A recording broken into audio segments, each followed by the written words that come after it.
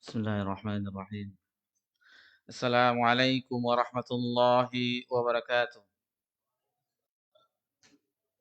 Alhamdulillah hamdan katsiran thayyiban mubarakan fi kama yuhibbu rabbuna wa yarda.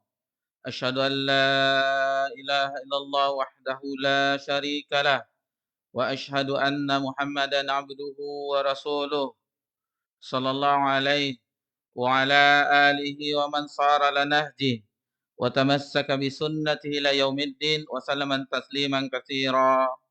Amma ba'd. Alhamdulillah, puji syukur kehadiran Allah Subhanahu wa taala.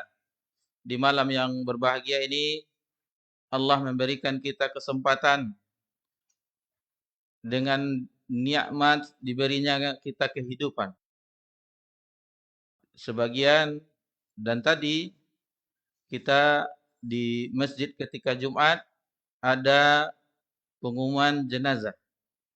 Berarti nikmatnya di antara nikmat dia hidup di dunia sudah cukup. Karena tidaklah seseorang diwafatkan oleh Allah Subhanahu wa taala melainkan rezekinya telah dicukupkan.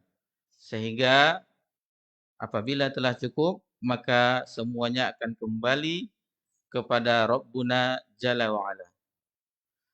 Kemudian salawat beriringkan salam kepada Nabi kita tercinta Nabi Muhammad sallallahu alaihi wasallam. Sebagaimana pengumuman yang diberitahukan oleh panitia bahwasanya kajian tematik kita di kesempatan yang berbahagia ini kita menafsirkan secara ringkas tafsir ayat-ayat seputar puasa bulan Ramadan. Dan alhamdulillah sedikit tulisan berupa kesimpulan-kesimpulan yang singkat telah dibagikan. Alhamdulillah. Ini karena pemberitahuannya kemarin. Kemarin diberitahukan oleh panitia menghubungi kita sehingga malamnya kita bisa sedikit mengedit-edit. Sebenarnya ini bukan hasil pikiran kita tetapi tulisan-tulisan para ulama kita yang diambil lalu dicocokkan. Tentu kita tidak menjelaskan secara panjang lebar sebagaimana tafsir-tafsir seperti tafsir Ibnu Katsir atau tafsir-tafsir yang menjelaskan secara detail. Namun kita cuman ingin mengetahui makna-makna yang terkandung di dalam ayat-ayat seputar puasa di bulan Ramadan. Dan alhamdulillah itu ada 9 lembar.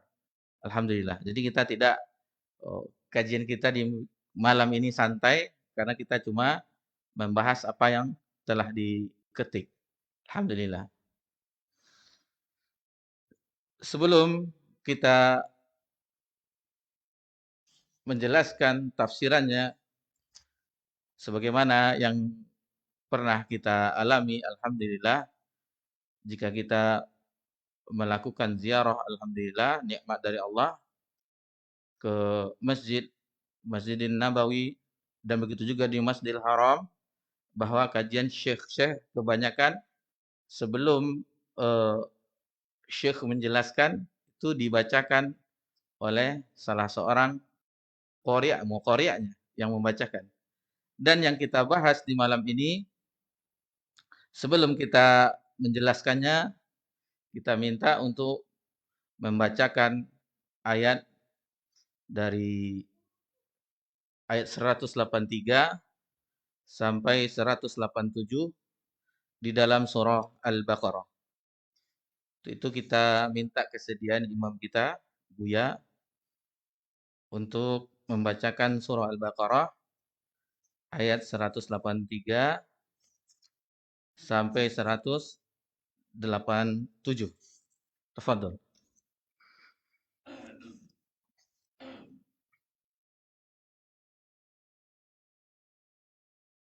أعوذ بالله من الشيطان الرجيم بسم الله الرحمن الرحيم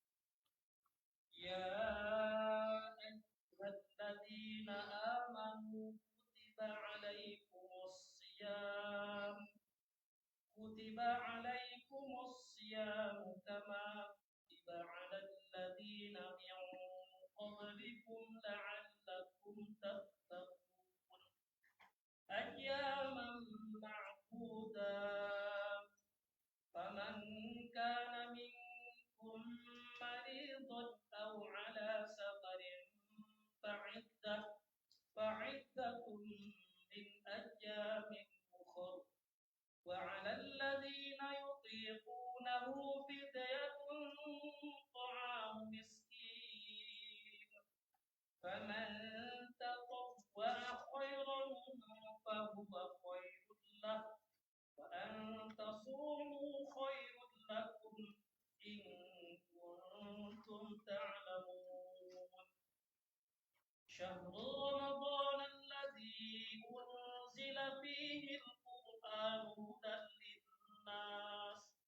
هدى للناس وبينات من الهدى والفرقان فمن شهد منكم الشهر فليصم ومن كان مريضا أو على سفر فعدة من أيام أخر يريد الله بكم اليسر ولا يريد بكم العسر ولتكملوا العدة ولتكبروا الله على ما هداكم ولعلكم تشكرون وإذا سألك عبادي عني فإني قريب أجيب دعوة الداع إذا دعان فليستجيبوا لي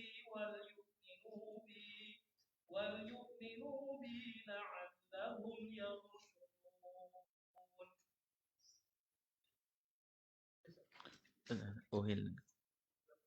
أحل لكم ليلة الصيام الرفث إلى نسائكم هن لباس لكم وأنتم لباس لهن علم الله أنكم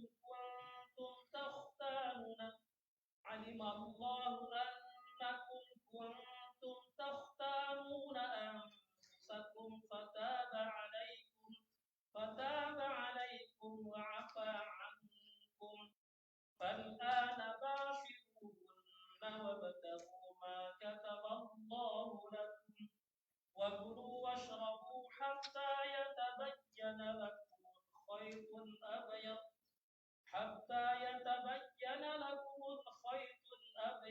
من الخيط الأسود من الفجر ثم أتموا الصيام إلى الليل ولا تباشروهن وأنتم عاكفون في المساجد تلك حدود الله فلا تقربوها كذلك يبين الله آياته للناس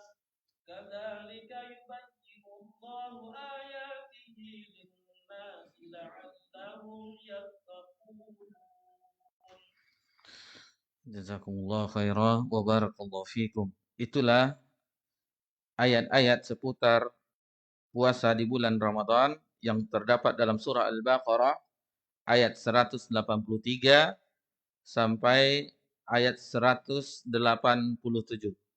Mudah-mudahan Allah Subhanahu wa taala memberikan taufiknya kepada kita agar kita bisa memahami ayat baru saja dibacakan oleh imam kita. Baik. Allah Subhanahu wa taala di ayat 183 berfirman, "Ya ayyuhalladzina amanu." Di nida panggilan di ayat ini yaitu khitabnya dipanggil yaitu orang-orang yang beriman. Dijelaskan oleh Abdullah bin Mas'ud radhiyallahu anhu dan beliau ini merupakan nasihat emas, nasihat yang sangat berharga bagi kita jika ingin mempelajari tafsir makna kandungan dari ayat-ayat di dalam Al-Qur'anul Karim. Di mana ayat-ayat yang diseru tentang keimanan diungkapkan oleh Abdullah bin Mas'ud radhiyallahu anhu, "Idza sami'atallahu yaqul, ya ayyuhalladzina amanu." Jika engkau mendengar Allah berfirman, wahai orang-orang yang beriman, fa'araha sam'aka, maka persiapkanlah pendengarmu. Maksudnya dengarkanlah. Fa innahu khairun ya'muru bih. Karena pada ayat tersebut terdapat kebaikan yang engkau diperintahkan untuk mengamalkannya. Begitu juga au syarrun yanha anhu, atau berisi keburukan yang kita harus menjauhinya. Jadi kalau ada di permulaan ya ayyuhalladzina amanu, seperti di khutabul hajjah, ya ayyuhalladzina amanu ittaqullaha haqqa. Jadi di situ setelah panggilan keimanan, yaitu kita diperintahkan untuk bertakwa kepada Allah Subhanahu wa taala. Jadi salah satu pelajaran bagi kita, dan di ayat ini dalam surah Al-Baqarah 183 ada perintah diwajibkannya kita untuk berpuasa. Makna kata di dalam ayat ini kutiba, yaitu diwajibkan dan ditetapkan. Perhatikan bagaimana Allah Subhanahu wa taala dalam ayat ini menggunakan kata kutiba yang artinya diwajibkan, yang asal katanya kataba, yaitu yang menulis, tertulis. Sementara yang bahasa Arab yang lain ada fardu, farada, furida, diwajibkan, tetapi dipilih di sini yaitu kutiba, berarti ini tertulis di dalam kalamullah, di dalam Al-Qur'anul Karim. Dan ini hukum ini jelas nyata di dalam Al-Qur'an dan dalam kitabullah. Di dalam kitabullah. Kata asyam secara bahasa, secara lughah bermakna yaitu imsak, menahan. Makanya sudah masuk imsak kalau kita sahur. Apakah sudah masuk imsak? Berarti kita sudah mulai menahan.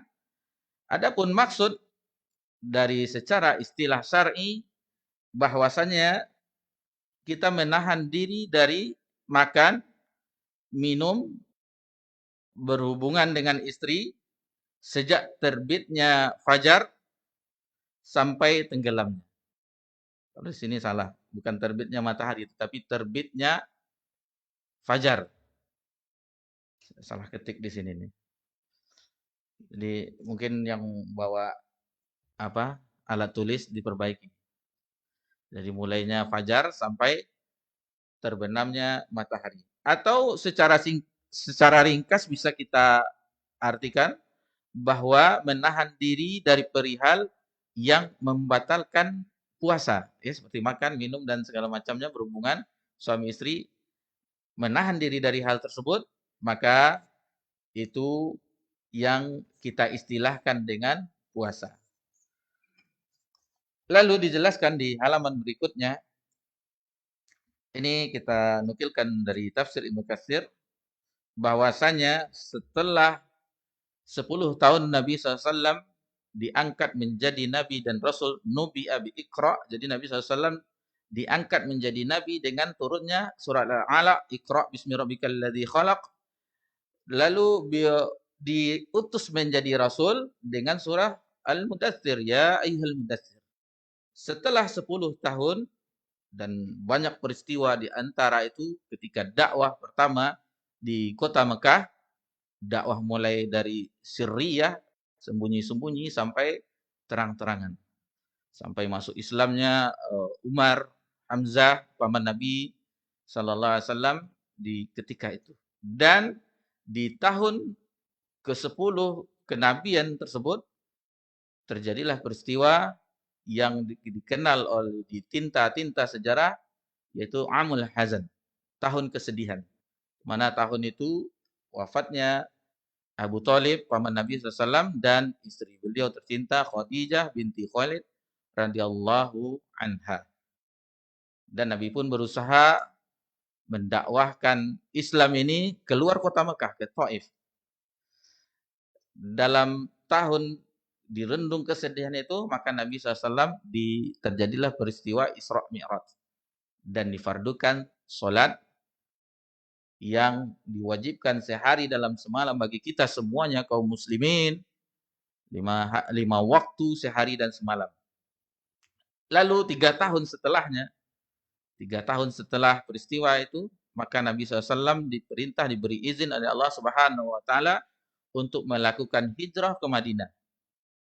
Jadi hijrah min baladi syirk ila baladil Islam, dari negeri syirik, karena ketika itu Mekah masih banyak berhala-berhala, masih banyak orang menyembah kepada selain Allah, dan di Ka'bah itu dipenuhi berhala-berhala. Itu makanya disyariatkan hijrah agar berpindah dari negeri syirik ke negeri Islam. Ketika di Madinah tersebut, maka turunlah syariat-syariat. Turunlah ayat-ayat yang menurunkan syariat-syariat bertahap-bertahap. Mulai dari kisos, wasiat, muraqabatullah, dan melaksanakan hukum-hukum yang lainnya.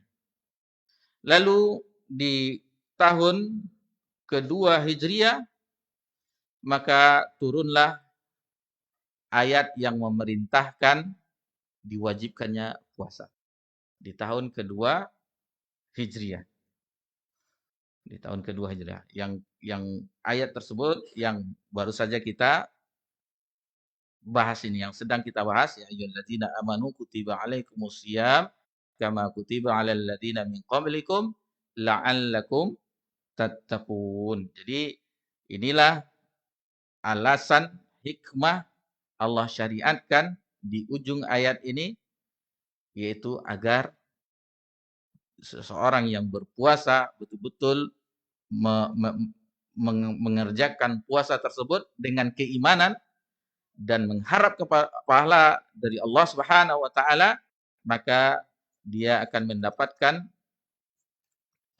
derajat takwa di sisi Allah Subhanahu wa taala. Selanjutnya, ayat selanjutnya, ayyaman ma'dudat, yaitu beberapa hari tertentu. Beberapa hari tertentu, faman kana minkum maridon aw ala safarin fa'iddatun min ayyamin ukhar.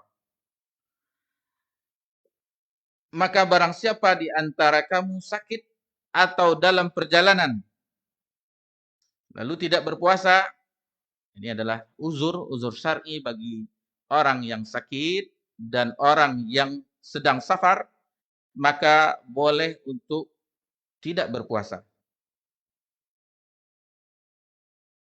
Fa'iddatun min ayyamin ukhar. Maka wajib mengganti sebanyak hari yang dia tidak berpuasa itu pada hari-hari yang lain. Wa 'alal ladzina yutiqunahu fidyatun ta'amu miskin. Dan bagi orang-orang yang berat menjalankannya, wajib membayar fidyah, yaitu memberi makan seorang miskin. Faman tatawwa'a khairan fahuwa khairul lah. Tetapi barang siapa dengan kerelaan hati mengerjakan kebajikan, maka itu lebih baik baginya. Wa antasumu khairul lakum in kuntum ta'lamun. Dan barang siapa yang berpuasa, maka itulah yang lebih baik baginya jika kamu mengetahuinya. Di sini dijelaskan pada catatan di bawah bahwasanya, kita lihat fotokopinya, beberapa kemudahan atau keringanan dari ayat ini, di antaranya yang pertama, Allah tidak menjadikan puasa itu selama berbulan-bulan. Allah tidak menjadikan puasa itu selama berbulan atau bertahun-tahun. Hanya di hari-hari tertentu yang sudah diketahui, yaitu di di bulan Ramadan, ayyaman ma'dudat. Dan itu tidak lama, cuma 1 bulan di bulan Ramadan. Tidak lama. Jadi ini ibaratnya bagi seseorang yang mencium aroma ketaatan, semerbaknya Ramadan, maka ini telah mempersiapkan diri dari sekarang. Karena harinya tidak lama. Tidak sampai bertahun-tahun atau berbulan-bulan. Cuman dalam bilangan tertentu.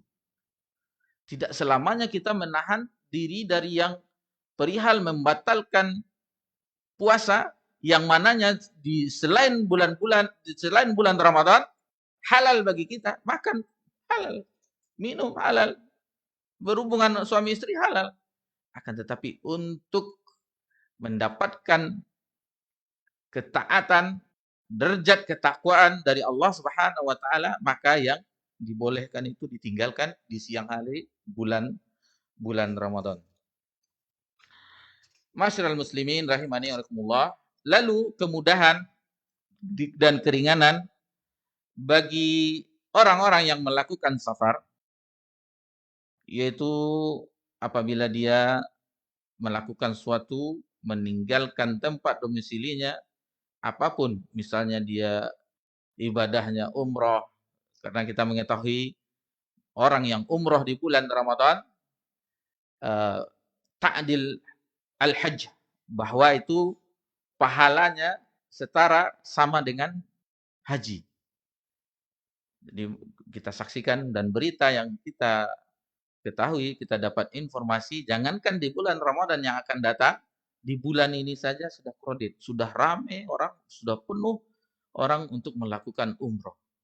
Karena peraturan setiap tahun, kebijakan-kebijakan dari kerajaan Arab Saudi, dan untuk memasuki negara tersebut tidak seperti di tahun-tahun sebelumnya. Tidak seperti tahun-tahun sebelumnya yang harus masuk dengan harus pakai travel, memiliki visa umroh atau semacamnya. Sekarang sudah bebas dengan visa turis, kunjungan tanpa travel, kita sendiri sudah bisa memasuki dan melaksanakan ibadah umroh. Itu salah satu keringanan yang alhamdulillah di tahun ini sudah melakukan kebijakan oleh pemerintah kerajaan Saudi Arabia.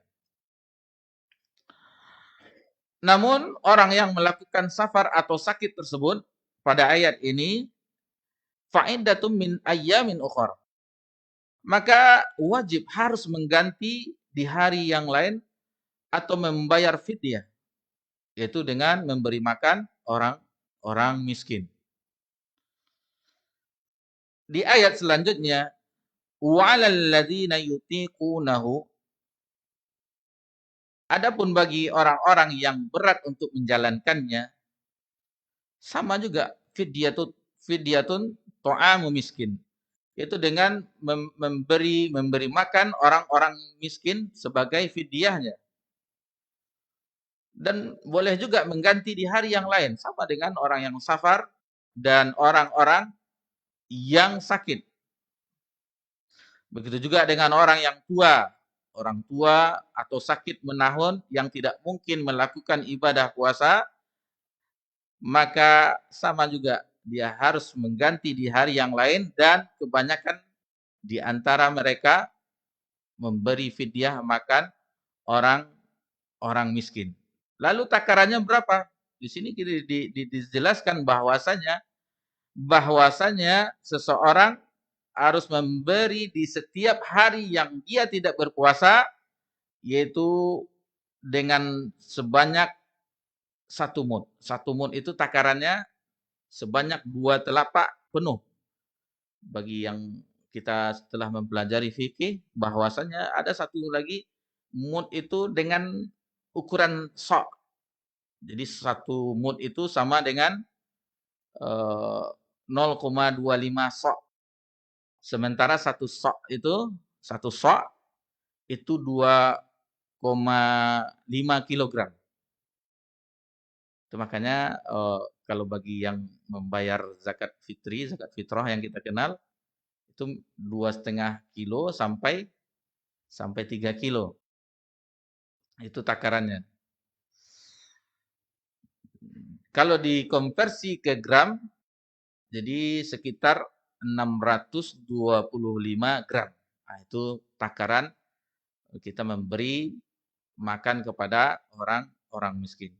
Dan ini pernah dialami oleh sahabat Abu Hamzah, Anas bin Malik radhiyallahu anhu ketika di masa tuanya dia tidak kuat untuk berpuasa sebagaimana hadis yang diriwayatkan oleh Ad-Darqutni dan ini disahihkan oleh Syekh Albani an Anas bin Malik annahu da'afa ani saum aman fasana'a jafnatan min sarid wada'a 30 miskinan fa ashba'ahum. Ini tidak, kalau di catatan tidak ada. Ini tambahan terakhir pas kita melihat membacanya, ini harus diadakan. Bahwasanya dari Anas bin Malik ketika beliau lemah, maksudnya di masa tuanya tidak bisa berpuasa di tahun itu. 1 bulan penuh beliau tidak berpuasa. Maka beliau membuatkan satu tempat nampan itu, tempat makan itu makanan sarit, tepung sarit itu yang lezat itu dia termasuk lezat makanan, salah satu makanan yang lezat di ketika itu di bangsa Arab. Lalu Anas bin Malik mengundang 30 orang miskin sampai kenyang. Nah, itu dia fidyahnya.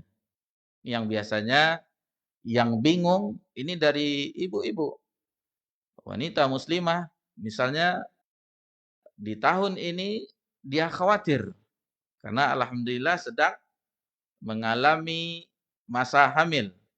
Khawatir dengan janinnya tidak berpuasa. Lalu di tahun depan sedang menyusui. Lalu di tahun besok alhamdulillah dapat rezeki lagi, hamil lagi. Lalu bagaimana? Ya solusinya yaitu dengan membayar fidyah. Seandainya tidak bisa mengganti di hari yang lain, maka salah satunya membayar fidyah, memberi makan orang miskin sebanyak puasa yang tidak dilakukan. Lalu yang di antara keringanan di dalam ayat ini, faman tatawwa'a khairan fahuwa khairul lah. Jadi siapa yang melebihkan membayar fidyah lebih dari 2 mud atau lebih memberi 1 orang makan, misalnya dia ada 2 hari dalam safar atau sakit 2 hari tidak berpuasa, seharusnya kan mengganti 2 orang fakir miskin. Namun dilebihkannya itu tidak apa-apa. Itu baik. Lalu dijelaskan wa antasumu khairul lakum in kuntum ta'lamun. Tetapi berpuasa itu lebih baik. Jadi mengganti dengan puasa di hari lain itu lebih baik jika kamu mengetahuinya. Jadi ada pilihan, seandainya sebenarnya di awalnya telah dijelaskan di ayat ini bahwasanya fa'iddatum min ayyamin ukhra. Di akhirnya wa antasumu khairul lakum. Berpuasa itu jadi sebenarnya seandainya kita bisa mengganti mengqadanya di hari yang lain dengan berpuasa itu yang lebih baik. Namun boleh dengan membayar fidyah. Inilah di antara hukum yang Allah jelaskan di ayat yang kita pelajari di ayat 184, bagaimana Allah Subhanahu wa taala Maha bijaksana di dalam syariatnya. Lalu memberikan pilihan terhadap hambanya mana yang bisa dia sanggup untuk mengamalkannya. Lalu di dalam puasa, ibadah puasa tersebut terdapat beberapa manfaat secara spiritual dan sosial yang agung. Ini di akhir in kuntum ta'lamun. Jika kamu mengetahuinya. Di bagian bawah, lihat pada fotokopinya, beberapa manfaat berpuasa. Ini beberapa, kita tidak nukilkan yang panjang lebar, tetapi 6 poin yang ada di ketikan ini, itu sudah mewakili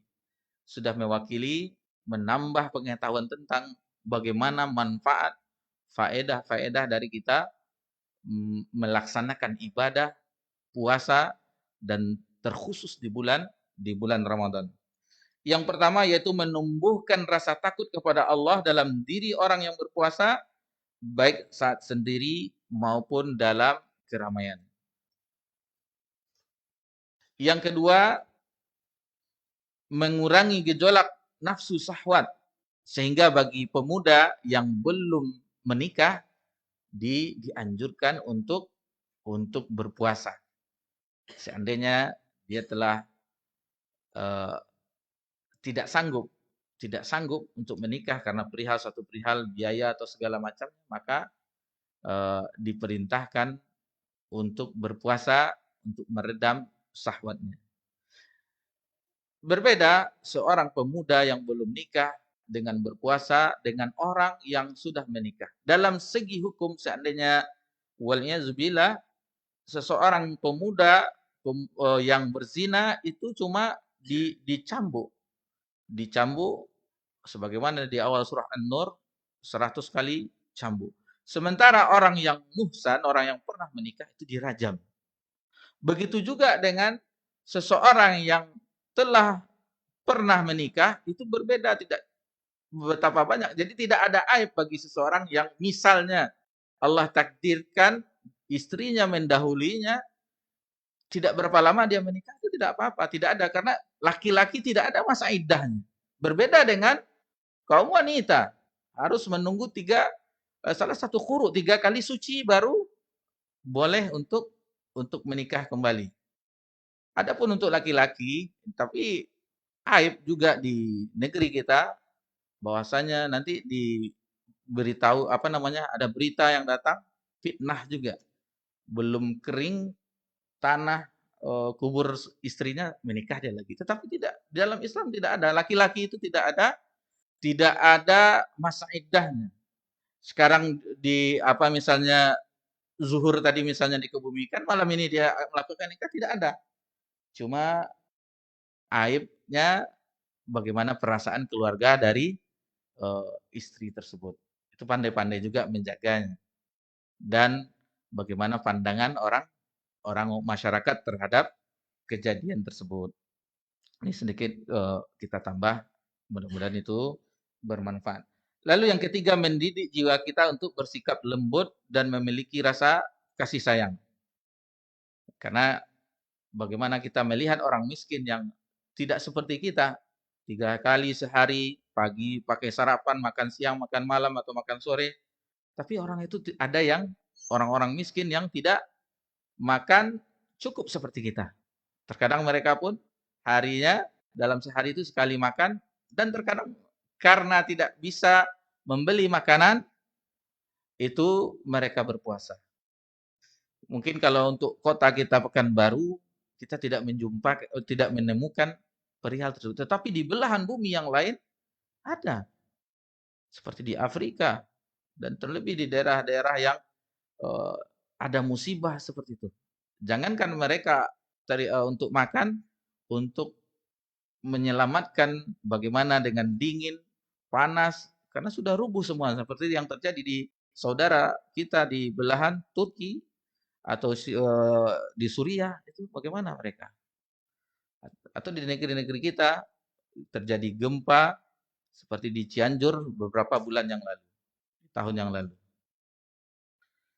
Lalu yang keempat, terdapat persamaan dalam ibadah puasa antara orang kaya dengan orang miskin, bangsawan dengan orang biasa. Ini penyetaraan. Sebagaimana juga dengan haji. Haji bagaimana penyetaraan orang sama-sama pakaiannya. Walaupun dia seorang pejabat, seorang rakyat biasa, sama pakaian ihram, atasnya satu, bawahnya satu. Begitu juga dengan orang berpuasa, semuanya sama. Gubernurnya berpuasa, itu kalau dia muslim. Berbeda bagi orang yang non-muslim, itu tidak diwajibkan. Itu sama semuanya, penyetaraan ibadah tersebut. Lalu yang kelima, membiasakan umat Islam untuk disiplin, bersatu, dan berkasih sayang antar sesama. Ini diantara manfaat ibadah puasa. Yang keenam, menghilangkan zat-zat yang mengendap dalam tubuh sehingga membaiklah kesehatan orang yang berpuasa. Kita azan dulu, insyaallah setelah azan kita lanjutkan. Fadhol.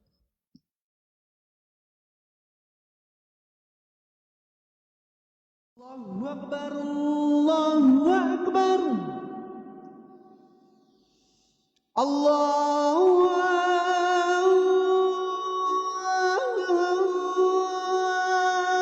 Akbar, Allahu Akbar. Asyhadu an la ilaha illallah.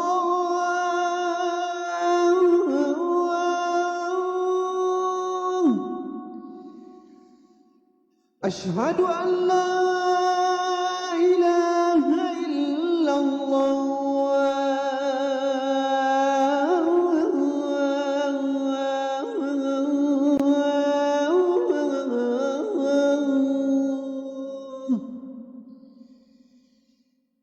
Asyhadu anna Muhammadar Rasulullah.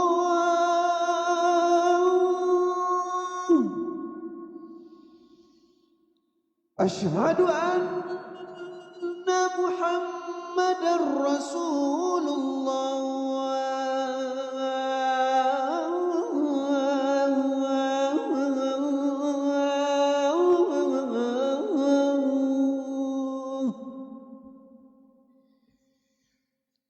Hayya 'alas salah.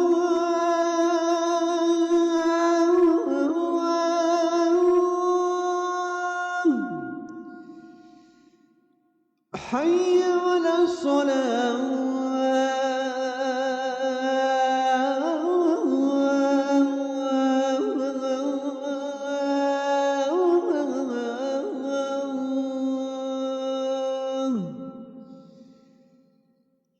Hayya 'alal falah.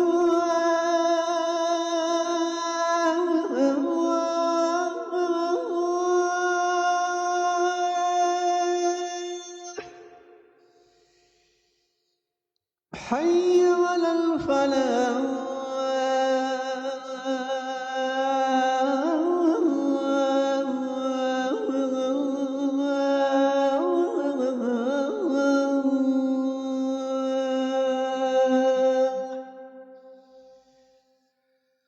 Allahu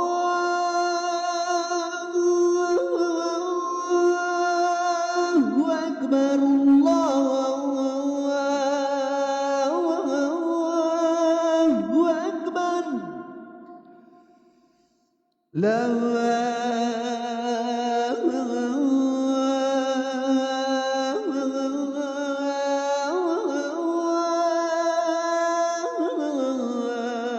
ilaha illallah.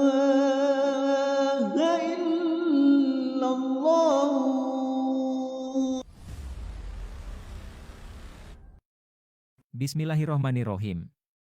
Kegiatan ibadah Ramadan tahun 1444 Hijriah. Masjid Ubay bin Ka'ab Pekanbaru insya Allah. Masjid Ubay bin Ka'ab Pekanbaru. Jalan Muhajirin Kelurahan Sidomulyo Barat Kecamatan Tuah Madani Kota Pekanbaru. Sholat tarawih setengah juz setiap malam. Dengan imam insya Allah. 1. Syaikh Muhammad Ali Ibrahim Al-Misri, LC, MA, Hafizahullah.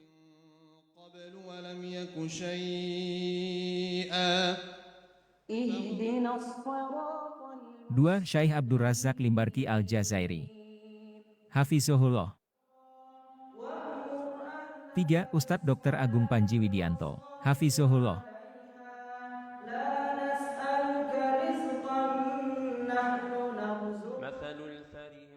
4. Ustadz Alam, Hafizahullah.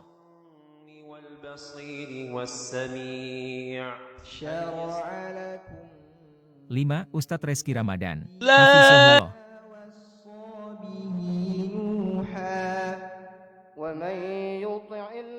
6. Ustadz Muhammad Arif, Hafizahullah. Buka puasa bersama gratis.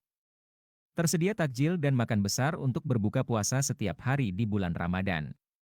Menu spesial setiap hari Jumat dengan menu gulai kambing. Alhamdulillah. Wassalatu wassalamu ala Rasulillah ma ba'd.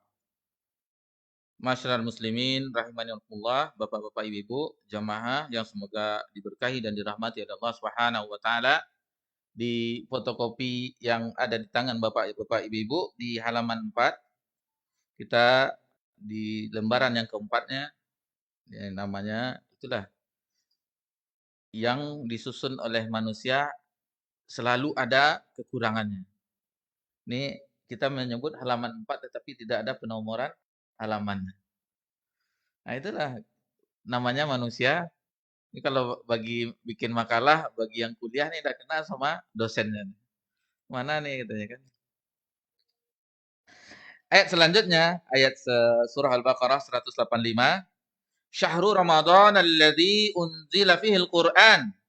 Bulan Ramadan yang mana di bulan tersebut diturunkan Al-Qur'an. Ini ayat ini alhamdulillah telah kita bahas di pertemuan kita sebelumnya dengan judul bulan diturunkannya Al-Qur'an.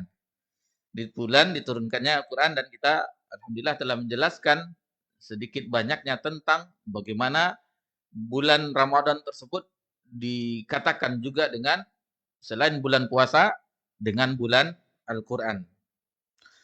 Hudan linnas sebagai petunjuk bagi manusia, wa bayyinatin minal huda wal furqan, dan untuk menjelaskan petunjuk-petunjuk tersebut dan sebagai pembeda Al-Furqan, pembeda mana yang hak dan mana yang batil.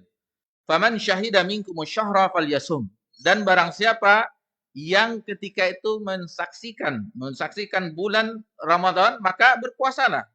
Wa man kana maridan, diulang lagi. Ayat 185 ini diulang lagi yang penggalan ayat 148. Lihat di atas di bagian ayat 184 diulang lagi. Wa man kana maridan aw ala safarin fa iddatum min ayyamin ukhra. Nah, ini dia kenapa adanya rukhsah, keringanan, dijelaskan yuridullah bikumul yusra wala yuridu bikumul usr. Jadi Allah menginginkan kemudahan dan tidak menginginkan kesukaran kepada kita, karena agama ini agama yang mudah. Jika tidak bisa sholat berdiri, boleh sholat duduk. Dan tidak bisa mampu sholat duduk, boleh berbaring. Tidak bisa juga dengan isyarat. Kalau tidak bergerak-gerak, disolatkan lagi. Nah, jadi mudah, agama ini mudah, tetapi jangan dipermudah-mudah. Kita ikut aturan sebagaimana yang Allah jelaskan di dalam ayatnya dan bagaimana yang diamalkan, dicontohkan oleh Nabi kita tercinta, Nabi Muhammad sallallahu alaihi wasallam. Walitukmilul iddata walitukabbirullaha ala ma hadakum wala'allakum tashkurun. Hendaklah kamu mencukupkan bilangannya dan mengagungkan Allah atas petunjuknya yang diberikan kepadamu agar kamu bersyukur. Jadi, bagaimana Allah memberikan syariat ini ada kemudahan agar kita bersyukur dengan nikmat berupa syariat yang mudah dari Allah Subhanahu wa taala. Di halaman berikutnya kita balik di halaman berikutnya. Jadi di sini kita ambil makna-maknanya, makna-makna potongan-potongan ayatnya. Syahrul Ramadan alladzi unzila fil Qur'an. Bulan Ramadan, bulan yang di dalamnya diturunkan Al-Qur'an. Yakni diturunkan seluruhnya dari Lauh Mahfuz ke langit dunia. Dari Lauh Mahfuz dari sisi Allah Subhanahu wa taala sekaligus di malam Lailatul Qadar, dan ini telah kita jelaskan di bulan diturunkannya Al-Qur'an. Kita mengulangnya lagi, mereview sebentar agar mengingatnya, ke langit dunia yaitu di Baitul Izzah.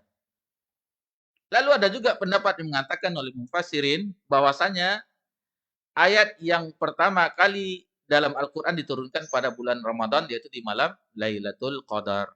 Jadi secara keseluruhannya turun di malam Lailatul Qadar. Ada yang berpendapat seperti itu, ke langit dunia, Baitul Izzah dari Lauh Mahfuz dari sisi Allah Subhanahu wa taala. Ada juga yang berpendapat bahwa yang pertama yaitu dalam surah Al-Alaq, Iqra bismi rabbikal ladzi khalaq, itu di malam Lailatul Qadar. Itu biasa kalau kita melihat fasir berkata misalnya Hasan Al-Basri berkata Muqatil bin Hayyan, berkata As-Suddi, berkata Mujahid. Nah, itu ada. Kalau kita biasa dengan membaca tafsir, itu dijelaskan bagaimana ayat-ayat tersebut maksudnya. Maksudnya. Jadi kalau yang kita ungkapkan yang tadi itu penafsiran sebagaimana metode Al-Imam Ibnu Katsir. Bagaimana Imam Ibnu Katsir menafsirkan Al-Qur'anul Karim bil ma'tsur. Beliau menafsirkan ayat dengan ayat, ayat dengan hadis Nabi SAW, lalu dinukilkannya pendapat-pendapat mufassirin dari generasi tabi'in, tabi'un tabi'in. Dan itu menempuh metode Imam At-Tabari. Terkadang dilihat di bagian bawahnya, bagi yang pernah membaca tafsir Ibnu Katsir, berkata Ibnu Jarir At-Tabari atau Abu Ja'far kunyahnya. Itu maksudnya Ibnu Jarir At-Tabari. Adapun metode yang ringkas di zaman kita ini yang alhamdulillah tafsirnya juga dipelajari, yaitu dengan tafsir bil makna. Tafsir As-Sa'di, Taisir Karimur Rahman fi Tafsir Kalimul Manan, itu menafsirkan ayat-ayat Allah Subhanahu wa taala dengan makna. Dia tidak terlalu panjang apa maksudnya, dan ada juga penafsiran itu dengan bira'yi, dengan ra'yu. Dengan ra'yu seperti tafsir yang di negeri kita, itu tafsir Al-Azhar Buya Hamka. Selain beliau menukilkan, bagi yang pernah membaca tafsir Al-Azhar, beliau menukilkan lalu dibawakannya sedikit, lalu diungkapkannya pendapatnya di situ dengan ra'yunya. Lalu bagaimana yang paling bagus? Yang paling bagus itu bil ma'tsur. Bil ma'tsur yang telah ditempuh oleh tafsir At-Tabari dan juga tafsir Ibnu Katsir, yaitu menafsirkan ayat dengan ayat, menafsirkan ayat dengan hadis Nabi SAW, dan ulama-ulama mufassirin dari golongan generasi sahabat tabi'in, tabi'in yang mereka paham dengan ayat-ayat Allah Subhanahu wa taala. Hudal linnas, sebagai petunjuk bagi manusia, yakni sebagai hidayah bagi manusia. Wa bayyinatin minal huda, dan penjelasan-penjelasan mengenai petunjuk. Kata al-bayyinat khusus ayat-ayat muhkam dari Al-Qur'an, ayat-ayat mengenai muhkam yang jelas. Karena ayat itu dalam surah Al-Imran dijelaskan ada yang muhkamat, ada yang mutasyabihat. Dan Al-Qur'an ini sebenarnya seandainya kita sering kita lihat, kita baca, kita lihat terjemahannya, itu sebagian besar secara global itu mudah dipahami. Jadi ayat Al-Qur'an itu secara garis besar itu mudah dipahami oleh manusia. Kalau kita baca Al-Qur'an, lihat terjemahannya itu mudah dipahami. Banyak ayat-ayat itu yang mudah dipahami. Dan ada ayat itu yang bisa dipahami oleh ahlinya, ahli tafsir, ahli ilmu. Dan ada ayat itu yang tidak bisa dipahami oleh manusia. Seperti ayat-ayat di awal Al-Quran, ayat-ayat yang terpotong al-muqatta'ah itu alif lam mim toha kaf ha ya ain shad, itu tidak ada. Jadi kalau kita lihat terjemahan Al-Quran, hanya Allah yang mengetahui. Kalau kita lihat. Jadi secara umum ayat-ayat Al-Quran itu mudah dipahami. Setelah sebagiannya lagi yang sedikit dari itu, yaitu dipahami oleh ahli ilmu, dan sedikit sekali yang hanya Allah mengetahuinya. Wal furqan, dan pembeda, yakni yang membedakan antara kebenaran dan kebatilan. Faman syahida minkumus syahr, karena itu barang siapa di antara kamu yang hadir di bulan itu, yakni dalam keadaan mukim, tidak safar, tidak sakit, atau tidak tua, tidak lemah, tidak hamil, maka, atau kalau perempuan sudah jelas kita tahu hukumnya, bagi yang haid, nifas itu tidak diwajibkan untuk berpuasa. Tapi yang bagi dikhawatirkan, bagi yang menyusui, misalnya dia khawatir, maka boleh tidak berpuasa. Diperbolehkan tidak berpuasa, dan konsekuensinya yaitu mengganti di hari yang lain. Selanjutnya, yuridullah bikumul yusra. Allah menghendaki kemudahan bagimu. Di ayat ini Allah menjelaskan bahwasanya dengan syariat ini, yaitu apabila faman kana maridan aw ala safarin fa'iddatum min ayamin ukhar. Lalu dijelaskan oleh Allah di ayat selanjutnya, yuridullahu bikumul yusra. Allah menghendaki kemudahan bagimu, yakni sehingga Allah memberi keringanan bagi orang sakit atau orang musafir untuk berbuka. Makna al-yusru yakni kemudahan dan tanpa adanya kesusahan pada maqasid Allah dalam segala urusan agama. Dan begitu juga dengan Nabi kita tercinta Nabi sallallahu alaihi wasallam dalam sabda beliau, yassiru wala tu'assiru. Mudahkanlah, jangan dipersusah. Wabasyiru wala tanfiru. Beri kabar gembiralah dan jangan membuat orang lari. Nah, itu bagaimana di dalam ayat ini, dan Nabi sallallahu alaihi wasallam menjelaskan bagaimana mudahnya agama kita ini. Mudahnya agama. Seandainya kita safar, tidak mungkin melakukan suatu perjalanan. Ini kita mungkin sudah bapak-bapak, ibu-ibu sudah belajar kata-kata safar ini, karena sebagian orang mengaji pernah bertanya, seolah-olah safar itu di dalam mobil atau di dalam pesawat. Sementara sampai di tempat tujuan itu tidak safar katanya. Bukan. Maksud safar yaitu seseorang yang tidak berada di daerah dia mukim. Karena ada sebagian, ini orang yang sudah mengaji, jadi dia mengatakan safar karena kata safar diterjemahkan dengan dalam perjalanan, di dalam perjalanan. Seolah di dalam mengendarai mobil atau sepeda motor atau pesawat, kapal laut, seolah di dalam perjalanan itu. Sampai di tempat tujuan, misalnya dia ke Jakarta, ke Padang atau ke Medan, itu sampai di situ tidak safar. Bukan. Maksud dari safar yaitu dia keluar dari tempatnya sampai daerah tujuan, misalnya ke Jambi, maka dia di Jambi itu dalam posisi safar. Ini kita meluruskan karena masih ada yang di antara orang-orang yang mungkin dia melihat makna safar itu dalam perjalanan, dilihat terjemahannya, jadi tidak mengetahui hukumnya, bagaimana safar itu. Dan bagi orang yang safar untuk ibadah sholat bisa mengqasar dan juga bisa menjamak. Itu kemudahan dari Allah Subhanahu wa taala. Seandainya kita di waktu zuhur dalam perjalanan sampai ke Bangkinang, tunggulah insyaallah nanti di asar kita jamak. Ya boleh. Di qasar juga dua-dua boleh. Alhamdulillah, itu keringan dari Allah Subhanahu wa taala. Tidak ada air untuk berwudu atau kita khawatir dengan kena air, boleh tayamum. Alhamdulillah, bagaimana syariat ini mudah. Syariat ini memang betul-betul dari Rabbul Alamin, lengkap semuanya. Apapun kondisi kita, maka itu ada dijelaskan dalam agama kita. Ini yang mengetahui keindahan Islam, sempurnanya Islam, agungnya syariat ini bagi orang yang belajar. Mempelajari Al-Quranul Karim, ayat-ayat Allah Subhanahu wa taala dan hadis-hadis Nabi sallallahu alaihi wasallam.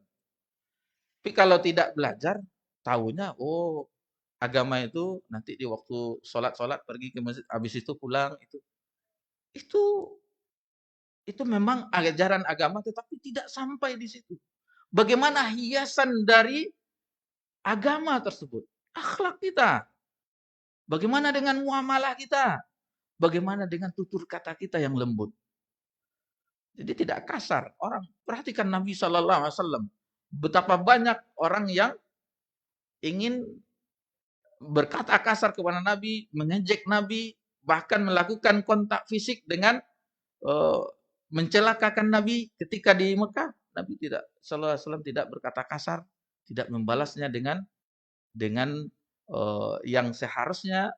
Kalau seandainya itu terjadi pada kita, tentu kita terjadilah apa yang kita inginkan.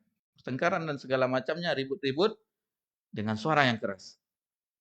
Ini kita harus asah, harus bagaimana kita tampakkan dengan bagaimana penampilan kita yang orang mempelajari agama Allah Subhanahu wa taala, nampak ketawaduan.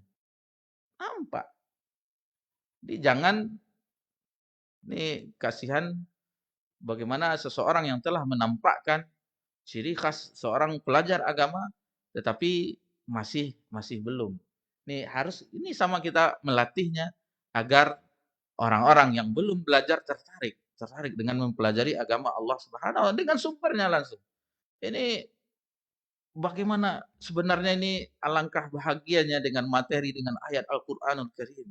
Kalamullah, kita memahaminya apa maksud dari ayat tersebut. Cuman materi yang kita sampaikan dengan 3 atau 4 ayat, 1, 2, 3, 4, 5 ya, 5 ayat, itu kalau seandainya kita bahas, kita pakai tafsir Ibnu Katsir, mungkin selesainya jam 12 malam. Namun dengan tidak mungkin kita meninggalkan seluruhnya, dan ini kita insya Allah memasuki bulan Ramadan, ayat-ayat tentang puasa di bulan Ramadan, kita belum memahaminya. Apa maksud dari ayat-ayat tersebut? Baik. Masyarul muslimin wa muslimat rahimani wakumullah. Selanjutnya walitukmilul iddah, dan hendaklah kamu mencukupkan bilangannya, yakni disyariatkan melakukan qada bagi orang yang tidak berpuasa disebabkan sakit atau safar agar dapat melengkapi jumlah harinya dan menyempurnakan pahalanya. Ini nasihat bagi ibu-ibu kaum muslimah, bahwasanya bagi yang belum sempat mengganti, mengqadha puasanya di tahun 1443, maka gantilah, masih sempat. Alhamdulillah kita masih di tanggal 12 atau 11 Sya'ban, maka itu. Dan kita ingatkan juga bagi bapak-bapak, ibu-ibu kepada putrinya atau istrinya yang misalnya belum, maka diingatkan agar mengqadha puasanya yang di tahun lalu belum dibayar sampai sekarang ini. Lalu ayat selanjutnya, walitukabbirullah, dan hendaklah kamu mengagungkan Allah, yakni mengagungkan dengan ibadah puasa dan zikir. Dan ada riwayat dari orang-orang terdahulu, maksudnya melantunkan takbir di malam Idul Fitri. Ketika melihat Syawal, mereka bertakbir hingga keluarnya imam untuk sholat Id. Nah, itu maksud dari walitukmilul iddata walitukabbirullaha ala ma hadakum wa la'allakum tashkurun. Baik, di ayat selanjutnya, kalau bagi yang ada kertas fotokopinya, ketikan dibalik di ayat selanjutnya, ayat 186. Allah Subhanahu wa taala berfirman, "Wa idza sa'alaka 'ibadi 'anni fa inni qarib." Dan seandainya dan jika apabila hamba-hambaku bertanya kepadamu wahai Muhammad tentang aku, maka anni fa inni qarib, katakanlah sesungguhnya aku dekat. Ujibu da'watad da'i idza da'an.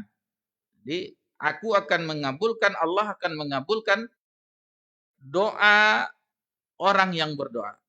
Permintaan orang yang berdoa kepada Allah Subhanahu wa taala dengan syarat ini syaratnya, falyastajibuli wal yu'minu bi. Nah, itu dia syaratnya, yaitu beriman dengan Allah Subhanahu wa taala, la'allahum yarsyudun. Itu dengan memenuhi perintah Allah dan beriman kepada Allah Subhanahu wa taala. Itu syarat yang harus dipenuhi bagi orang yang doanya, permintaannya dikabulkan oleh Allah Subhanahu wa taala. Dan kalau tidak salah di awal-awal pertemuan kita sudah jelaskan bagaimana seseorang yang dia meminta kepada Allah Subhanahu wa taala, Allah segerakan pengabulan doanya, atau ditunda dengan tidak segera, atau dengan Allah ganti dengan dijauhkan dari mudarat yang sesuai dengan permintaan tersebut. Dan seandainya itu tidak Allah kabulkan di dunia, maka yakinilah di akhirat Allah akan menggantinya dengan pahala yang berlimpah. Sehingga orang-orang yang ketika dia banyak berdoa kepada Allah Subhanahu wa taala di dunia, keheranan dengan besar pahala yang diperolehnya di akhirat akibat doa-doa yang Allah tunda pengabulannya, lalu Allah berikan dengan berlipat di akhirat kelak. Itu makanya Amirul Mukminin Umar bin Khattab radhiyallahu anhu yang pernah mengungkapkan, yang Umar katanya bahwasanya yang dikhawatirkan itu bukan permasalahan dikabulkannya doa. Kata Umar bin Khattab radhiyallahu anhu, dia tidak mengkhawatirkan dengan dikabulkannya doa. Akan tetapi yang dikhawatirkan adalah keinginan untuk berdoa kepada Allah Subhanahu wa taala. Ada enggak keinginan kita untuk meminta kepada Allah Subhanahu wa taala? Jadi apapun yang kita rasakan, apapun suatu problem, masalah, maka kadukanlah kepada Allah Subhanahu. Maka rintihkanlah kepada Allah Subhanahu wa taala. Dan apabila itu telah kita lakukan, ketahuilah kita telah mendapatkan kenikmatan, kelezatan dalam beribadah kepada Allah Subhanahu wa taala. Itu terkadang kita ada suatu masalah yang membuat kita gundah gelana, membuat kita sedih. Ketika kita bermunajat kepada Allah Subhanahu wa taala, lapang jiwa kita. Apalagi itu dipanjatkan di ketika manusia semuanya terlelap dalam tidurnya. Itu merupakan kenikmatan jiwa kita yang tidak bisa dirasakan bagi orang yang tertidur. Bagi orang yang tidur di malam itu. Taib. Sebab turunnya ayat dalam surah Al-Baqarah ayat 186 bahwasanya orang Arab Badui bertanya kepada Nabi sallallahu alaihi wasallam, "Wahai Rasulullah, apakah Rabb kita dekat sehingga kita berbisik atau jauh sehingga kita berteriak memanggilnya ketika berdoa?" Nabi SAW hanya terdiam sampai Allah Subhanahu wa taala menurunkan ayat ini. Jadi salah satu di kajian kita di sebelum ini bahwasanya salah satu hikmah ayat itu tidak turun secara sekaligus, beransur-ansur, salah satunya itu. Ada yang bertanya, maka turunlah ayat. Ada yang bertanya, maka turunlah ayat dari Allah Subhanahu wa taala melalui perantaraan malaikat Jibril. Tafsirnya mengenai ayat dalam surah Al-Baqarah bahwasanya Allah Subhanahu wa taala menjelaskan bahwa dirinya adalah dekat dalam ayat ini. Fa inni qarib. Allah Subhanahu wa taala mengabulkan doa orang-orang yang memohon serta memenuhi kebutuhan orang-orang yang memohon. Tidak ada tirai pembatas antara dirinya dengan salah seorang hambanya. Karena itu seyogianya mereka menghadap hanya kepadanya, berdoa dan merendahkan diri, lurus dan memurnikan ketaatan kepadanya semata. Dan terkhusus bagi orang yang berpuasa. Coba kita perhatikan ayat 183, 184, 185, 186, seolah-olah ini membicarakan tentang puasa saja. Lalu sebelum ke uhilla lakum diselipkan di ayat 186 tentang berdoa. Bagaimana?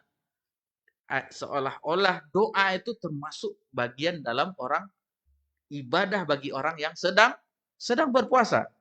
Allah selipkan di antara ayat-ayat berpuasa tentang doa. Jadi orang yang berpuasa, perbanyaklah doa kepada Allah Subhanahu wa taala. Ketika sahur, wabil asharihum yastaghfirun. Ketika orang-orang yang mendapatkan kenikmatan berupa surga, di waktu sahur mereka beristighfar, memohon ampun kepada Allah Subhanahu wa taala. Dan bagaimana bahagianya seseorang ketika dia mau berbuka, hendak berbuka, dia memanjatkan doa kepada Allah Subhanahu wa taala. Ketika itu dia mendapatkan kebahagiaan. Kebahagiaan, dua kebahagiaan. Orang berpuasa mendapatkan dua kebahagiaan, itu kebahagiaan ketika berbuka dan kebahagiaan liqa Rabbi. kebahagiaan ketika berjumpa dengan Rabb-nya di hari akhirat. Melalui pintu yang spesial, pintu surga Ar-Rayyan. Dan ini telah kita singgung di pembahasan kita yang keempat kalau tidak salah, atau yang ketiga, bekal menuju bulan Ramadan. Telah kita bahas, telah kita singgung. Nabi SAW bersabda, yang sebagaimana hadis ini dari sahabat yang mulia Abu Hurairah radhiyallahu anhu, Abdurrahman bin Sakhar Ad-Dausi, sahabat yang paling banyak meriwayatkan hadis Nabi sallallahu alaihi wasallam, dan ini terdapat di dalam Sunan Ibnu Majah. Salasatun la turaddu da'watuhum. Ada 3 golongan yang mana doa mereka tidak ditolak. Yang pertama al-imamul adil, yaitu doa imam yang adil. Imam yang adil doanya mustajab. Wassaimu hatta yuftar. Ini dia, orang yang berpuasa sampai dia berbuka. Wa da'watul mazlum, dan doa orang yang terzolimi. Doa orang yang terzolimi, doa mereka 3 golongan ini mustajab, kata Nabi sallallahu alaihi wasallam. Baik, kita cukupkan di ayat 186 itu. Lalu kita lanjut ke halaman berikutnya, ayat yang terakhir, tapi panjang, setengah halaman. Tapi kita, walaupun panjang, tetap kita bahas. Mudah-mudahan cukup, karena pada Isya kita ada pelajaran dars lagi, yaitu belajar tahsin. Baik, di ayat 187, ayat terakhir, uhilla lakum lailatus siyam arrafathu ila nisaikum. Dihalalkan bagimu pada malam hari puasa bercampur dengan istrimu. Hunna libasul lakum wa antum libasul lahun. Mereka adalah pakaian bagimu dan kamu adalah pakaian bagi mereka. Alimallahu annakum kuntum takhtanuna anfusakum fataba alaikum wa afa ankum. Jadi Allah mengetahui bahwa kamu tidak dapat menahan dirimu sendiri, tetapi Dia menerima taubatmu dan memaafkanmu. Fal'ana bashiruhunna wabtaghu ma kataballahu lakum. Maka sekarang datangilah mereka, istri-istri tersebut, dan carilah apa yang telah ditetapkan Allah bagimu. Wa kulu washrabu, makanlah dan minumlah, hatta yatabayyana lakumul khaitul abyadu minal khaitil aswadi minal fajr, sampai jelas bagimu perbedaan antara benang putih dan benang hitam, yaitu waktu fajar. Tsumma atimus siyama ilal lail. Kemudian sempurnakanlah puasa itu sampai malamnya. Maksudnya sampai terbenam matahari, sampai malamnya. Wala tubashiruhunna wa antum akifuna fil masajid. Tetapi jangan kamu mendatangi istrimu ketika kamu beriktikaf dalam masjid. Tilka hududullah fala taqrabuha. Itulah batasan-batasan ketentuan Allah Subhanahu wa taala, maka janganlah mendekatinya. Kadzalika yubayyinullahu ayatihi lin-nasi la'allahum yattaqun. Itu demikianlah Allah menerangkan ayat-ayatnya agar kepada kita semuanya agar bertakwa. Di ayat 183 la'allakum tattaqun. Di ayat 187 ditutup juga dengan la'allahum yattaqun. Ditekankan lagi. Jadi hikmah yang terbesar dari orang melakukan puasa agar mendapat derajat takwa. Ditekankan di ayat 187 la'allahum yattaqun juga. Yang ayat 183 la'allakum. Kalau di ayat 187 la'allahum. Baik. Ini kita nukil dari tafsir Ibnu Katsir, yang mana Imam Bukhari meriwayatkan dari Al-Bara bin Azib, ia berkata, para sahabat Nabi sallallahu alaihi wasallam ketika berpuasa kemudian mereka berbuka. Lalu seseorang tertidur sebelum berbuka. Jadi sebelum berbuka tertidur. Maka ia tidak makan di malam harinya. Tidak makan dan minum di malam harinya dan di siang harinya sampai sore hari. Jadi tertidur sampai malam, besoknya puasa. Puasa wisol, bersambung puasanya. Jadi pernah suatu ketika Qais bin Sarmah Al-Ansari berpuasa. Saat tiba waktu berbuka, ia mendatangi istrinya dan berkata kepadanya, "Apakah kamu memiliki makanan?" Sang istri menjawab, "Tidak. Akan tetapi saya akan pergi mencarikan untukmu." Di siang harinya Qais bekerja sehingga membuatnya ini capek nih. Capek atau mengantuk di malam hari. Lalu istrinya berkata, "Rugi sekali kamu." Ketika di siang hari Qais pun pingsan. Jadi kalau sudah bersambung, sekarang puasa, akhirnya malam tidak makan dan minum, besok puasa lagi, pingsan. Lalu diberitahukan masalah tersebut kepada Nabi Shallallahu Alaihi Wasallam, maka turunlah ayat ini. Turunlah ayat yang berkenaan dengan uhilla lakum lailatas syam. Sampai waqulu washrabu hatta yatabayyana la'alakum sampai ayat qulu washrabu hatta yatabayyana lakumul khaitul abyadu minal khaiti al aswadi minal fajr dan seterusnya. Tip di halaman berikutnya.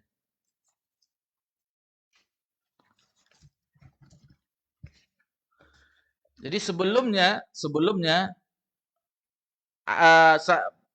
puasa tersebut di malamnya itu tidak boleh seseorang mendatangi istrinya. Di awalnya sebelum turun ayat ini. Namun itu seolah-olah berat.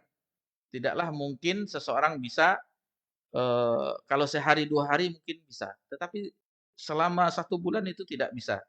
Maka ini turunlah ayat yang membolehkannya mendatangi istri di malam hari.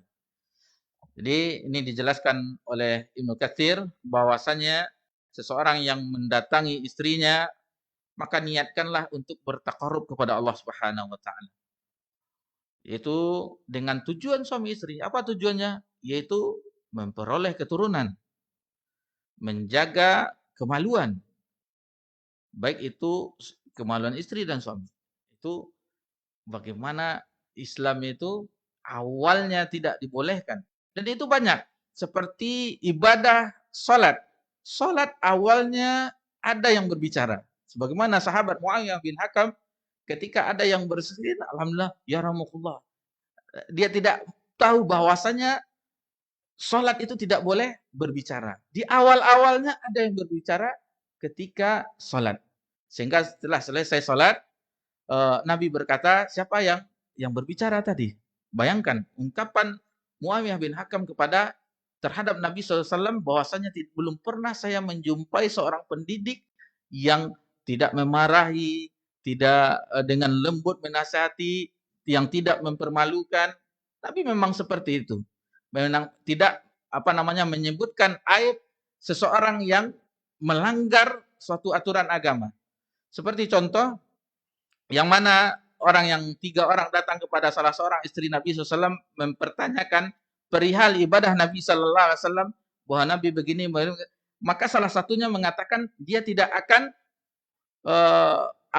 menikah, karena menikah itu menyibukkan.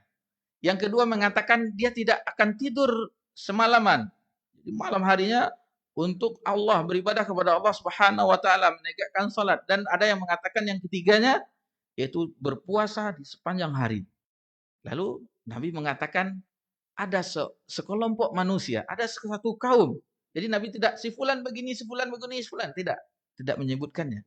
Bagaimana metode Nabi sallallahu alaihi wasallam ketika meluruskan, tidak menjatuhkan, tidak mempermalukan orang yang melakukan pelanggaran. Seperti kasus Muawiyah bin Hakam yang ketika berbicara sedang salat, Nabi menjelaskan bahwasanya ini adalah salat. Tidak ada perkataan manusia di dalam salat. Karena di dalam salat itu yaitu qiraatul Quran, berzikir kepada Allah, dan tidak ada kalamun nas, tidak ada perkataan manusia. Bagaimana Nabi SAW menjelaskan. Dan begitu juga dengan ibadah puasa, awal-awalnya tidak boleh mendatangi istrinya di malam harinya. Bahkan Umar bin Khattab dinukilkan oleh Ibnu Katsir bahwasanya pernah juga di malam hari setelah malam Ba'da Isya mendatangi istrinya. Seolah-olah berdosa maka turunlah ayat ini. Seolah-olah ayat ini membuat para sahabat gembira dan membuat kita bergembira juga. Coba bayangkan seandainya kita tidak boleh mendatangi istri di malam hari. Bagaimana indahnya Islam itu. Cuma tentang ayat puasa, kita menemukan keindahan dalam agama kita. Keindahan diaturnya semuanya. Dari aturan terhadap hubungan kepada Allah Subhanahu wa taala, hubungan antar sesama, hubungan dengan pasangan kita. Diatur semuanya oleh syariat yang mulia ini. Kalaulah kita tidak mempelajari ayat-ayat ini, kandungannya kita tidak akan Islam itu agama Islam di KTP-nya. Sekedar itu saja. Kita tidak bagaimana lembutnya, bagaimana indahnya, bagaimana santunnya agama ini. Itu makanya dan bagaimana penuraian orang melihat akhlak sahabat. Kata tabi'in, mereka melihat sahabat Nabi itu sudah bertambah saja keimanannya. Karena dari kewibawaan mereka, waraknya mereka, tawaduknya mereka, karena ilmu yang didapat langsung dari Nabi Sallallahu Alaihi Wasallam. Nah, jadi ini bagaimana kita tidak bosan dengan mempelajari agama. Ini baru 5 ayat kita pelajari di malam hari ini. Mungkin ada kajian kita tafsir juz amma atau juz 9. Masih banyak lagi 6.236 ayat yang belum kita pahami satu-satu ayat. Alhamdulillah setelah ini kita mempelajari tajwid, tahsin, kita mengetahui hukumnya. Tetapi kita tidak mengetahui maknanya, hukum-hukum yang terkandung dalamnya. Belum sampai kita ke maksud tujuan diturunkannya Al-Qur'an Al-Karim. Memang Al-Qur'an untuk dibaca berpahala, tetapi hukum-hukum yang di dalamnya harus diamalkan. Harus diamalkan. Lalu mengenai ayat yaitu sebelum yang mana wa kulu washrabu hatta yatabayyana kumul khaitul abyadu minal khaitil wal aswad. Jadi awalnya ayat itu turunnya sampai di situ. Sampai di situ belum ada minal fajrinya. Jadi para sahabat memahami seperti Sahal bin Sa'ad, maka ketika di malam itu dia mengambil benang putih dengan benang hitam dan mengikat di kakinya. Sebelum ada ayat lanjutannya minal fajr. Karena ada ayat itu yang sekaligus turun, ada yang terpotong akhirnya turun di setelahnya. Seperti dalam surah Al-Muzammil, ya ayyuhal muzammil, sampai di ayat yang ke-19, inna hazi tazkirah faman yang terakhir. Itu sampai yang ke-19 itu sekaligus turun. Yang ayat 20 inna rabbaka ya'lamu antaku sampai akhirnya itu tertunda. Ketika ayat 1 sampai 19 itu turun, itu hukum salat malam wajib, fardu. Salat di malam hari, qiyamul lail, tahajud, witir itu wajib. Tetapi setelah turunnya ayat yang terakhir di ayat yang ke-20 itu ada yang sebagian Allah mengetahui, ada yang melakukan perjalanan, ada yang mencari karunia Allah Subhanahu wa taala, ada yang berperang. Jadi salat malam itu menjadi sunnat, mandub, menjadi nawafil. Lalu ketika turun minal fajr, ayat selanjutnya minal fajr, barulah mereka mengetahui bahwasanya itu adalah maksudnya antara malam dengan siang yang kita kenal dengan fajar shadiq. Karena fajar itu ada fajar kadhib yang itu seolah-olah fajar tetapi itu masih bisa kita untuk sahur. Yang fajar shadiq itu baru kita tidak diperkenankan lagi, mulai kita menahan. Kalau kita di sini telah berbunyi sirine. Imsak. Sebenarnya sampai fajar, azan subuh. Tapi ada juga yang mengatakan itu hati-hati, ya bolehlah. Tapi padahal yang afdol itu sebagaimana dikatakan oleh Zaid bin Sabit kalau tidak salah, bahwasanya waktu antara sahur Nabi dengan masuknya waktu subuh itu 50 ayat. Ini ayat yang kita baca ini menjelaskan juga bagaimana tentang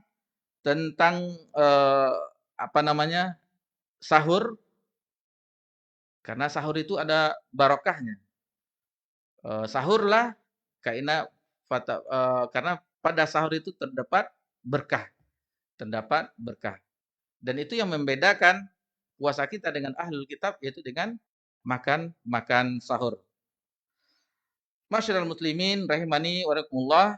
Dan yang terakhir, bagi orang yang melakukan iktikaf, disinggung di sini iktikaf, yaitu orang yang mendekatkan diri kepada Allah Subhanahu wa taala di 10 hari, 10 malam, 10 hari terakhir Ramadan, maka tidak diperbolehkan mereka mendatangi istrinya.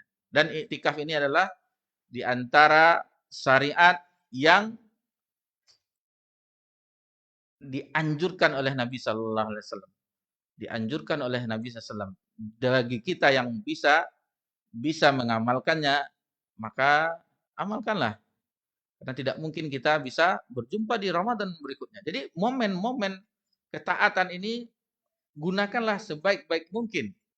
Karena waktu yang seperti kita mendatangi istri kita, itu setelah di Idul Fitri kita bisa mendatanginya. Akan tetapi iktikaf cuman ada di bulan Ramadan. Jangan sampai kita terlewatkan dengan momen-momen ketaatan, ibadah-ibadah yang hanya terdapat di bulan Ramadan.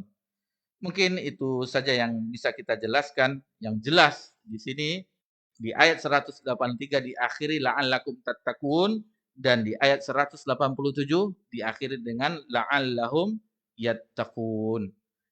Itulah di antara hikmah terbesar disyariatkannya kita untuk melakukan ibadah puasa di bulan Ramadan, dan keringanan-keringanan hukum-hukum yang terkandung di ayat alhamdulillah yang telah kita pelajari di malam berbahagia. Itu cuman sedikit ulasan. Sebenarnya hukum-hukum yang terkandung di dalamnya masih banyak. Namun yang sedikit itu mudah-mudahan bisa melegakan dahaga kita dengan kehausan yang kita alami. Dengan seandainya kita tidak mempelajarinya, mungkin kita masih bertanya-tanya atau kita melewati membacanya, tetapi kita tidak mengetahui maksud dari ayat tersebut. Kita cukupkan kajian kita sampai di sini, mudah-mudahan bermanfaat bagi kita untuk sebagai bekal menjemput bulan Ramadan yang insya Allah akan mendatangi kita. Insya Allah. Maka perbanyaklah doa supaya kita bisa diperjumpakan dan agar kita diberi taufik oleh Allah Subhanahu wa taala bisa mengisinya dengan ketaatan-ketaatan yang banyak. Ketaatan-ketaatan yang banyak. Subhanakallahumma wa bihamdika, wassalamu ala nabi Muhammad sallallahu alaihi wasallam wa ala alihi washabihi ajmain. Walhamdulillahirabbil alamin. Wassalamualaikum warahmatullahi wabarakatuh.